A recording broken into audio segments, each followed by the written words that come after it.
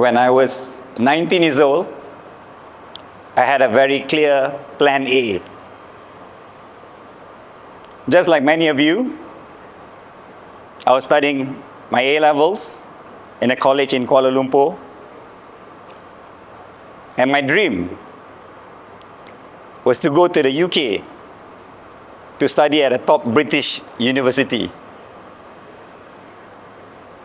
And that was the plan, and that was the dream. And like many young people, like you guys, I thought if I followed a plan, I worked hard, it will come true. But one day, one ordinary day, one of my friends, he told me there was this program, a cadet pilot training program. And he said, Faiz, why don't you apply? And I thought to myself, and I said, why not? And this why not attitude, I've been told, is found in change makers. But at that time, I didn't think much of it.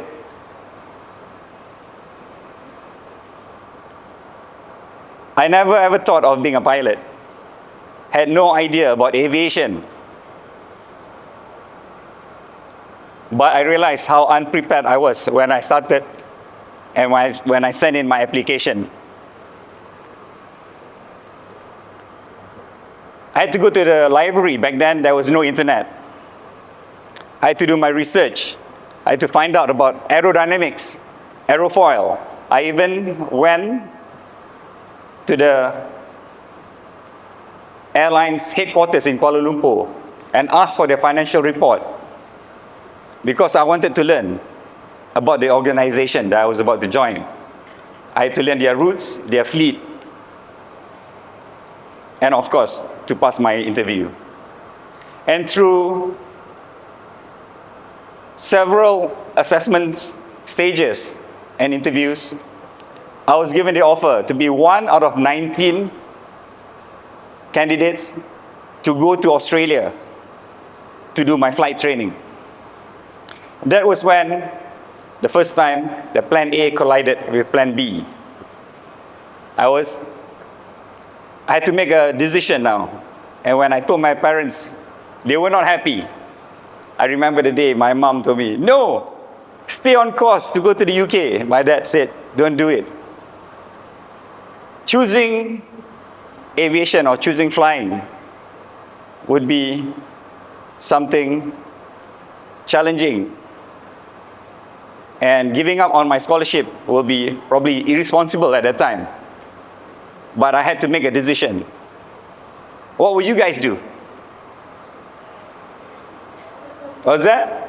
Okay. Yes, in the end, I chose Australia.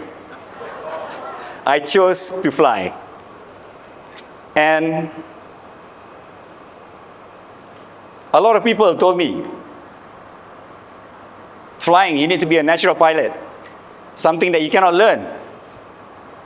It was risky, and I was worried. What if, when I get to the air, I'm not that natural pilot? I would have gambled away my life. So I took this brave journey and went to Australia. And on my first flight, as soon as I got airborne in this small propeller, one-engine aircraft, all the doubts were erased. Flying was the best thing. It was amazing. And I just loved it. And people always say, why do you love flying? Is it because of the uniform? Is it because of the titles? Or maybe it's because of the uniform, I don't know. But I believe it's about the discipline. It's about the precision of being a pilot. And until today, 34 years later, I am still a pilot, and I love it very much. Fast forward, many years later, I had become a captain on the Boeing 737 with Malaysia Airlines.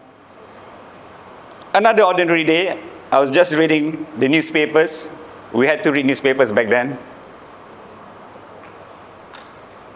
the Prime Minister of Malaysia announced, back then it was Tun Dr. Mahathir Mohamad, that Malaysia was going to send one Malaysian to space. And this person will be chosen from the general public. And the criteria was simple. You only had to be above 18 years old and hold a minimum of a bachelor's degree, or if you're a qualified pilot. And then it struck to me again, why not? So I decided to apply. Again, I didn't know anything about space. I didn't know anything about being an astronaut. But I had to do my research. So I ordered books from Amazon. And back then, Amazon was just an online store.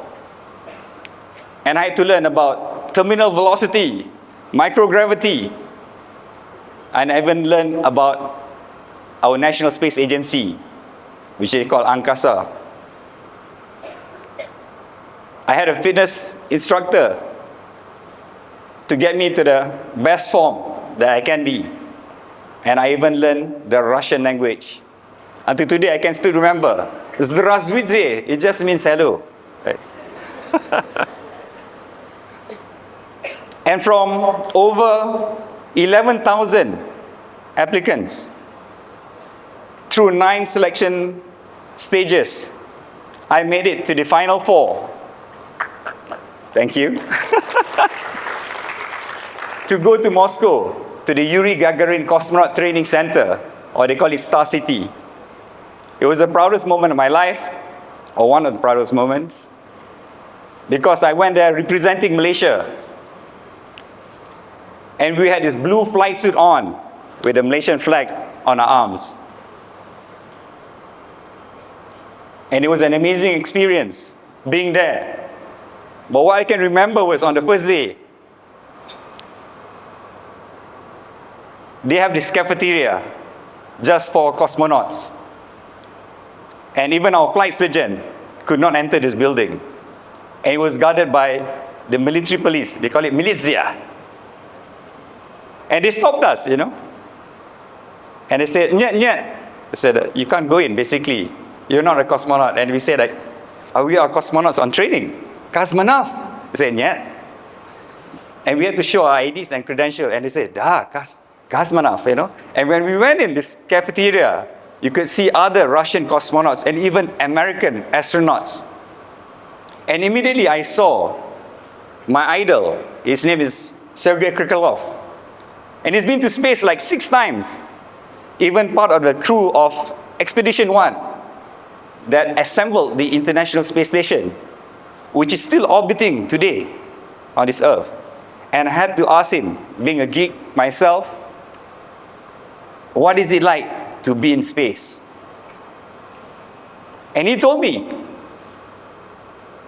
imagine if you were like a bat, hanging upside down, swinging from left to right, and trying to study for a final exam.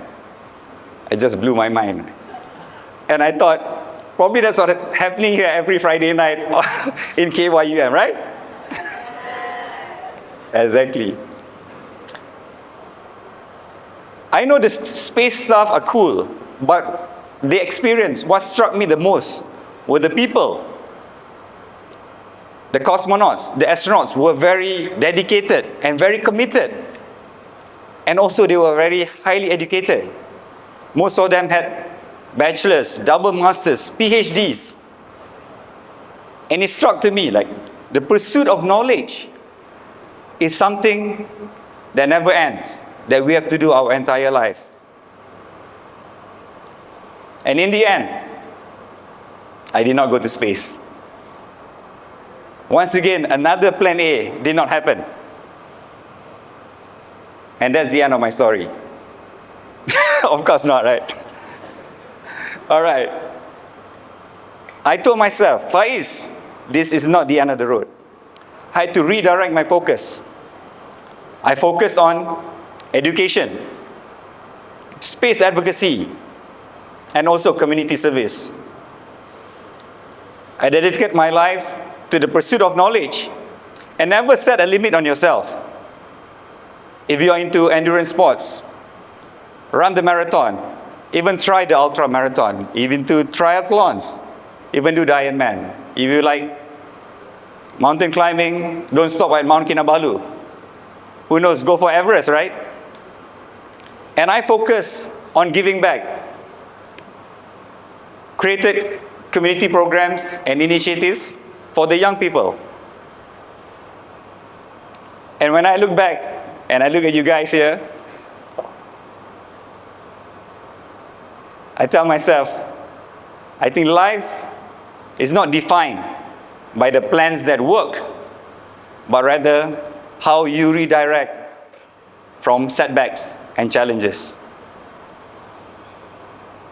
In the end, at 19, I didn't go to the UK. I didn't go to space, but I became someone worth becoming. And that's enough. Thank you.